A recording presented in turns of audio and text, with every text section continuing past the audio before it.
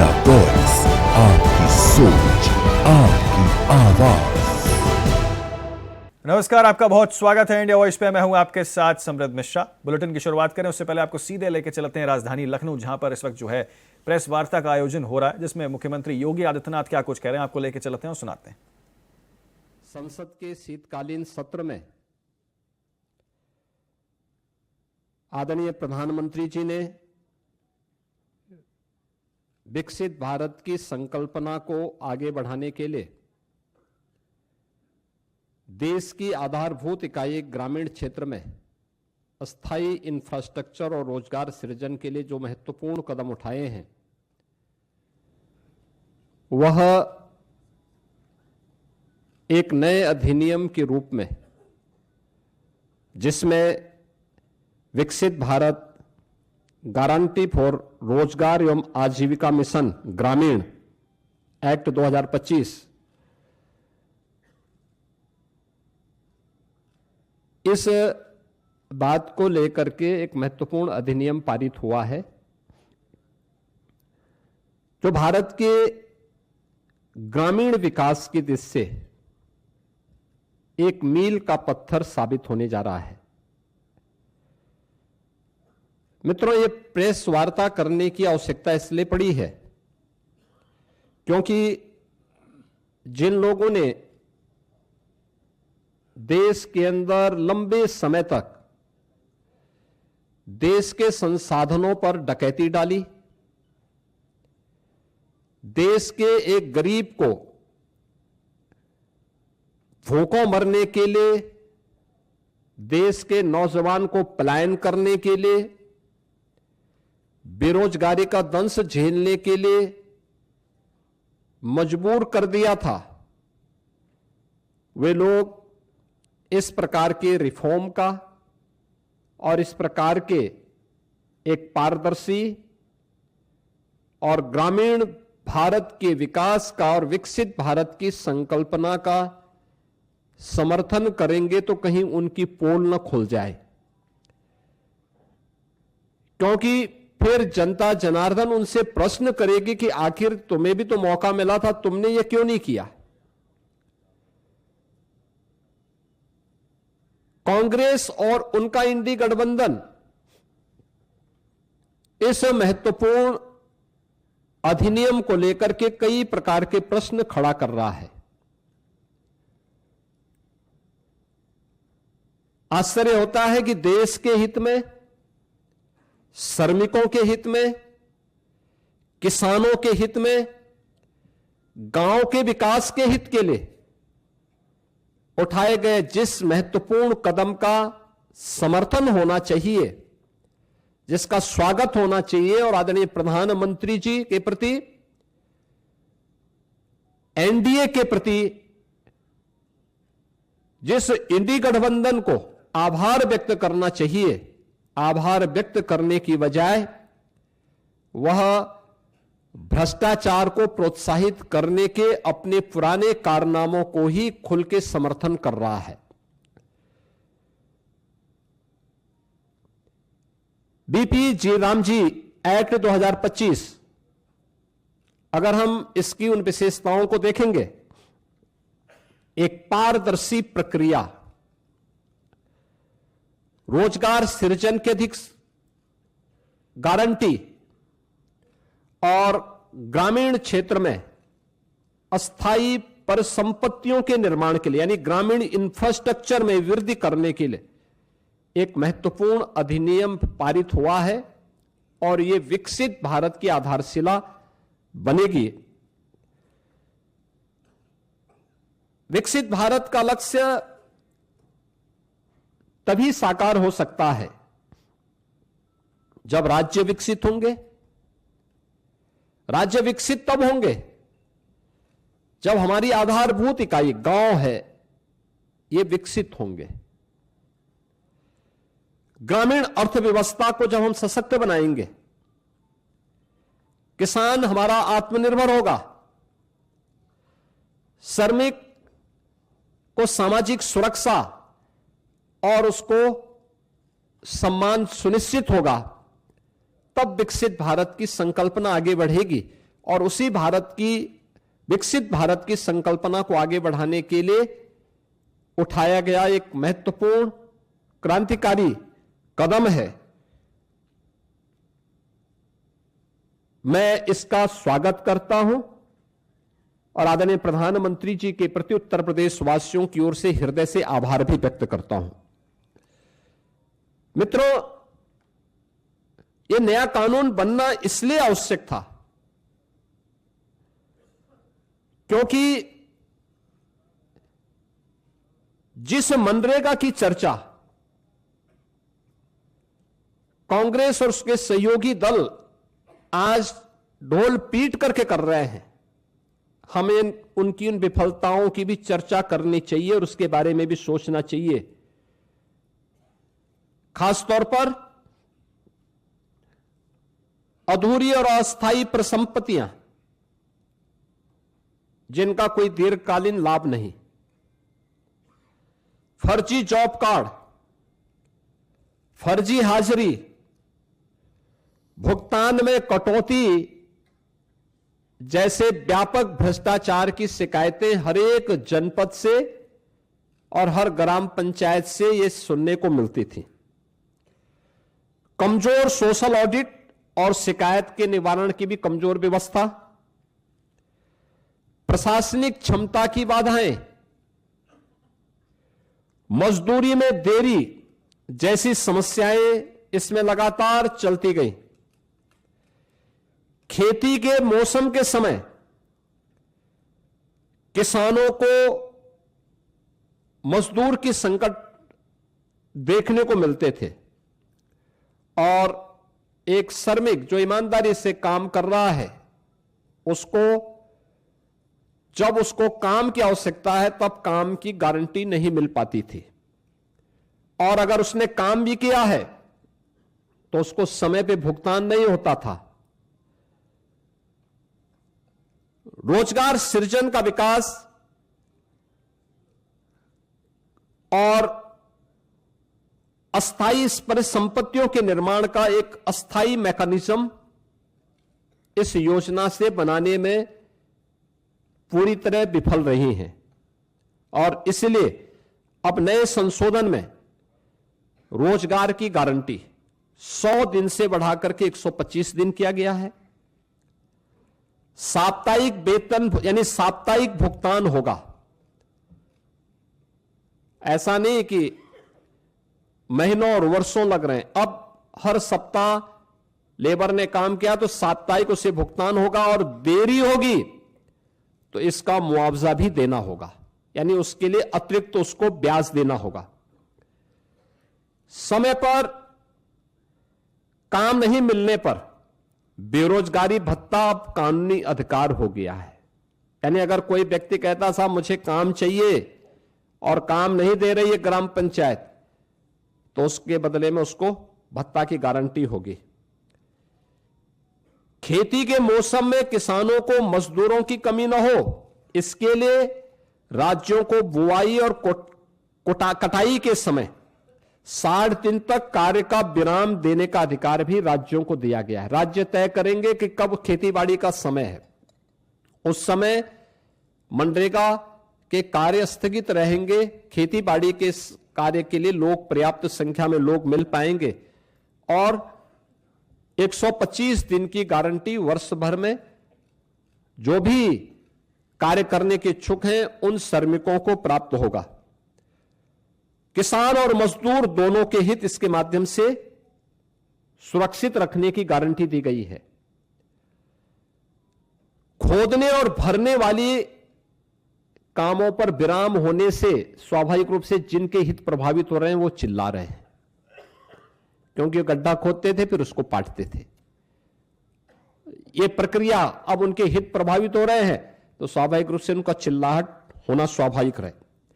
अब इसमें 4 श्रेणियां दी गई हैं जिसका निर्धारण ग्राम पंचायत स्वयं तय करेगी। एक, मनरेगा का उपयोग जो पहले होता था वह कोई अस्थायी परिसंपत्ति आप नहीं बना सकते थे, लेकिन अब विकसित भारत जी राम जी के माध्यम से हम अस्थायी संपत्ति का निर्माण कर सकते हैं और उसके लिए 4 प्रकार के प्रायोरिटीज तय की गई, प्राथमिकताएं जो तय की गई, श्रेणियां।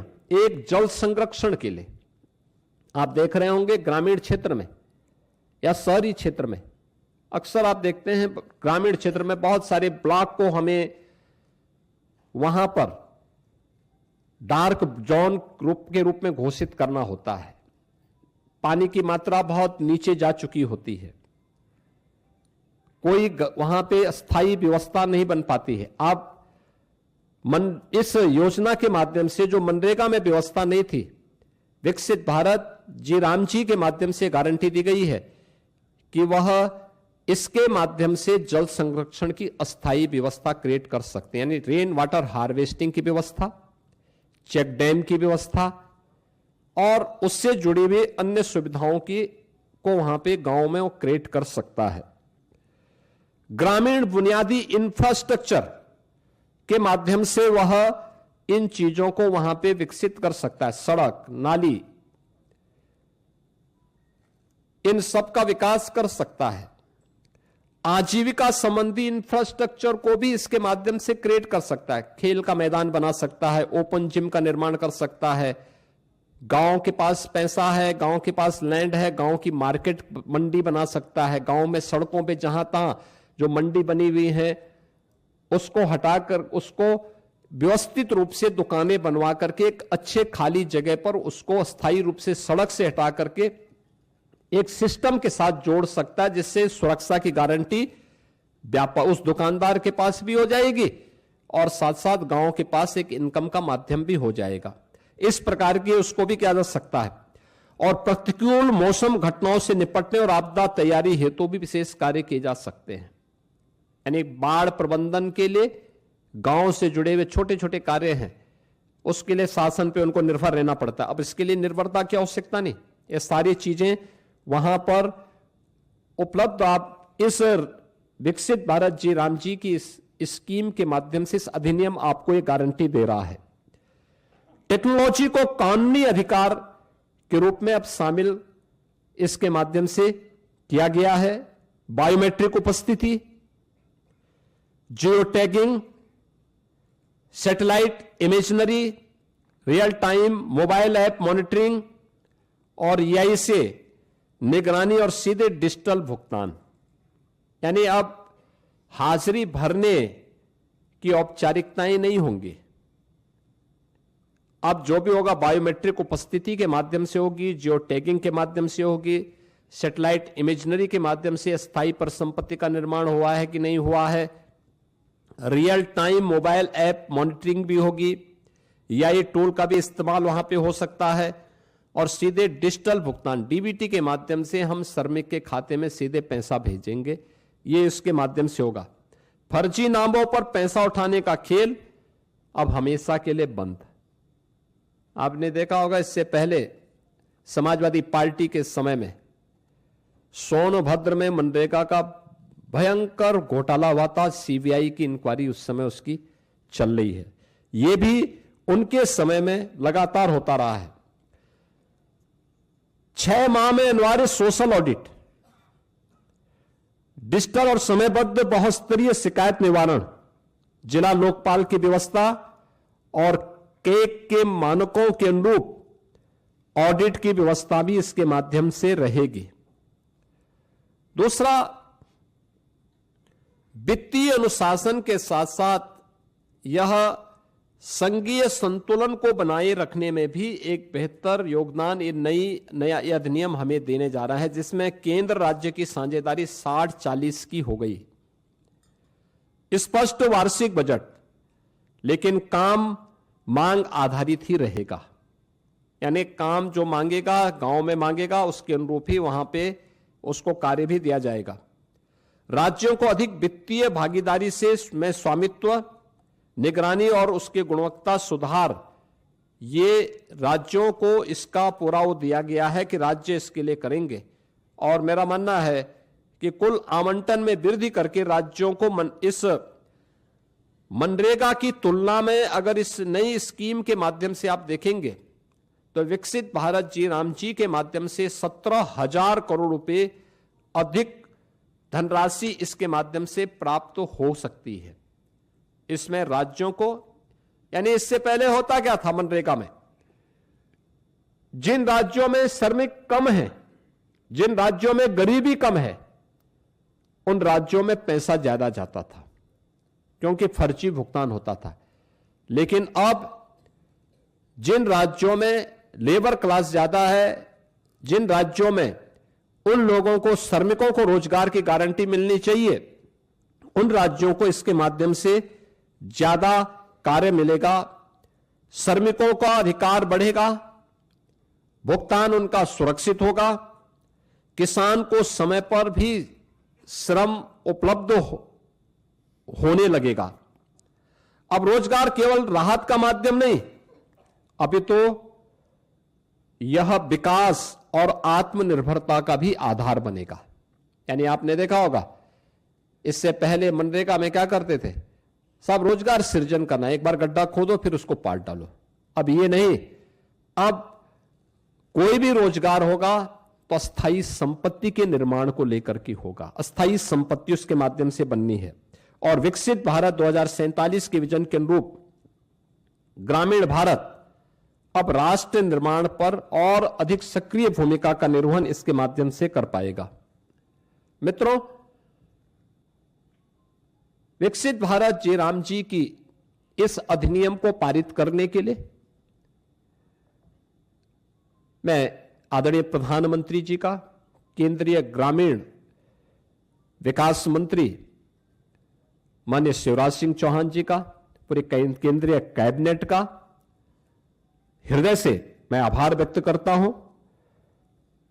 और मैं इसलिए भी धन्यवाद देना चाहूंगा कि उत्तर प्रदेश जैसे राज्य को इससे काफी लाभ होगा और उत्तर प्रदेश सरकार इस कानून को पूर्ण संवेदनशीलता के साथ, पारदर्शी तरीके और प्रभावशीलता के साथ उत्तर प्रदेश में हम लागू करके रोजगार की एक नई गारंटी के साथ प्रदेश के अंदर हम लागू करेंगे। हमारा स्पष्ट लक्ष्य है, हर पात्र को समय पर काम, हर गांव में टिकाऊ परिसंपत्तियां और हर श्रमिक के जीवन में सम्मान, सुरक्षा और खुशहाली हर हाल में प्राप्त होनी चाहिए। और आदरणीय प्रधानमंत्री जी के इस विजन के अनुरूप हम उत्तर प्रदेश के अंदर इसे प्रभावी ढंग से लागू करेंगे। और मैं फिर इस बात को कह सकता हूं कि विकसित भारत जिनकी संकल्पना में नहीं है, श्रमिकों का हित और किसानों का हित जिनके एजेंडे में कभी नहीं रहा है, ग्रामीण भारत का विकास हो और हर नागरिक को सम्मानजनक जीवन जीने का अधिकार मिले, ये जिनके एजेंडे में कभी नहीं रहा है, वे लोग तमाम प्रकार की भ्रम की स्थिति पैदा करना चाहते हैं और वही लोग इसका दुष्प्रचार भी कर रहे हैं। विकसित भारत जी राम जी का यह अधिनियम भारत के श्रमिकों के लिए, भारत के किसानों के लिए, भारत के ग्रामीण भारत के विकास के लिए एक मील का पत्थर साबित होगा। और उत्तर प्रदेश सरकार इस अधिनियम का समर्थन करती है और इसको पूरी प्रभावी तरीके से लागू करने के लिए अपनी प्रतिबद्धता को दोहराती है। धन्यवाद जी।